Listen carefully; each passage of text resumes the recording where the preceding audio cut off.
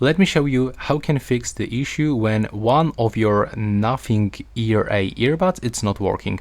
Let's say that the left earbud stops working. You cannot hear anything when you are make calls, or you cannot hear music. So first of all, I will input both earbuds inside this charging case and close this case and charge them for like 5 to 10 minutes. Next, I can recommend you to disconnect them from this, just simply forget, and also turn off Bluetooth on your phone, like that.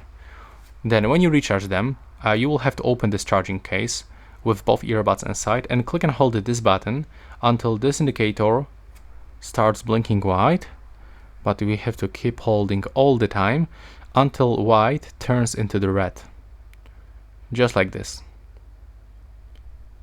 Now we can release, close this case, open it one more time after a few moments, and now when you are in the pairing mode, turn on Bluetooth back, click done, then open the Bluetooth settings and try to pair your device one more time.